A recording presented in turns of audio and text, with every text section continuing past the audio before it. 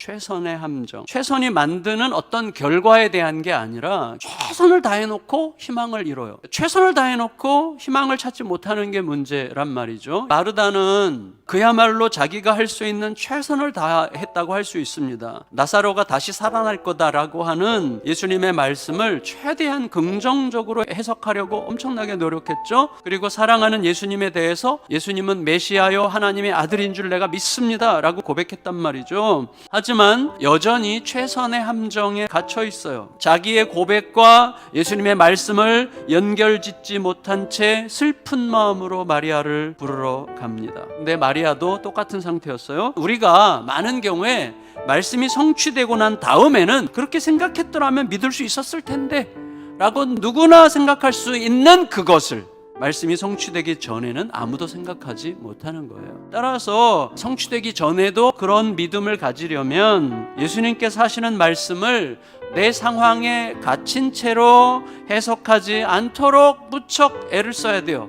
우리들은 대체로 버거울 수 있는 한 달 후의 일을 오늘로 끌어와서 고통을 자처하죠. 반대로 일주일 후에 있을 즐거운 일을 생각하면서 오늘의 고통을 참죠. 그래서 우리들은 많은 경우에 오늘을 살지 않아요.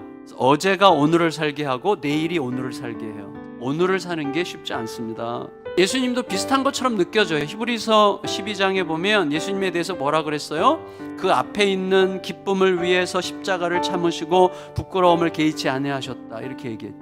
근데 따져보면요, 이 말씀은 결과론적인 해석이에요. 실제 예수님은 아버지께서 다시 살리실 것을 아시면서도 왜 나를 버리시느냐는 처절한 절규로 깊은 고통을 표현하셨어요. 그리고 지금은 곧 나사로를 살리실 거면서 눈물을 흘리세요. 따라서 우리는 이렇게 생각하게 됩니다. 자연스럽게 예수님이 바보가 아니시라면 예수님은 우리에게 가르치신 그대로 오늘을 사시는 분이신 것 같아요. 잠시 후에 나사로를 다시 살리실 이 축제적인 결과를 미리 땡겨와서 지금 슬퍼하는 자들의 슬픔이 아무것도 아닌 것처럼 만드시지 않습니다. 우리는 고통과 두려움이 오면 그게 전부인 줄 알아요. 혹은 정반대로 너무 빨리 믿음으로 고통을 눌러버리려고 하기 때문에 타인의 고통을 제대로 공감하지 못하는 자들이에요. 그래서 자기 스스로도 고통을 잘 못 이기고 타인과 함께 이기는 것도 잘 못하죠. 하지만 예수님은 우리의 고통을 충분히 공감하시는 동시에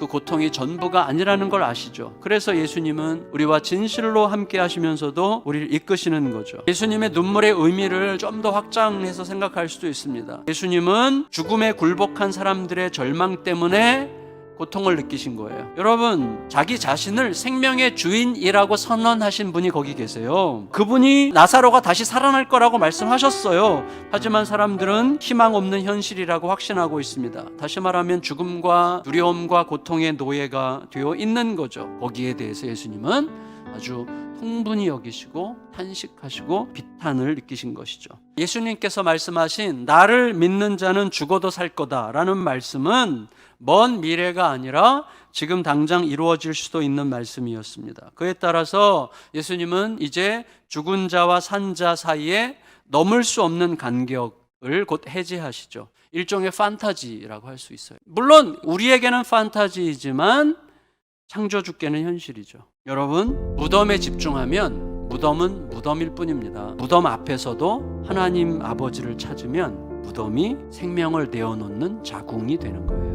나사로야 나와라 라는 이 말씀은 빛이 있으라 라는 태초의 창조주의 말씀을 반사하고 있어요. 그 말씀과 함께 죽음에 묶였던 자가 산 자들의 세계로 돌아옵니다. 이게 오늘 우리에게 말하게 해야 돼요. 그리고 이게 예수 그리스도의 지금 말씀과 무관한 이야기가 아니라는 것을 아셔야 돼요. 우리들은 그냥 최선을 다해서 사는 자들이 아니에요. 때로는 최선을 다하지 마시기를 바래요. 우리에게 더 중요한 건 뭡니까? 매일 새롭게 하나님을 알아가는 만큼 최선을 다해서 하나님의 현실로 들어가는 자들이죠. 우리들은 어제의 상처와 어제의 아픔과 또 어제에 담겨있는 허망한 자랑들 대신에 어제 하나님이 이루신 일에 대한 간증과 기억이 오늘을 향하게 해야 돼요. 그리고 내일에 대한 막연한 갈망이나 두려움 대신에 내일을 위해 주시는 하나님의 약속과 기대로 오늘을 격려를 해야 됩니다. 계속 그것들이 오늘 주시는 말씀 안에서 만나게 해야 되죠. 그때 내일인 오늘, 현존하는 내일을 살아가는 영광스러운 하나님의 사람들이 되면 되는 것입니다. 저와 사랑하는 성도님들, 우리 모두가 그 삶을 살아가게 되기를 높으신 예수님의 이름으로 축복합니다.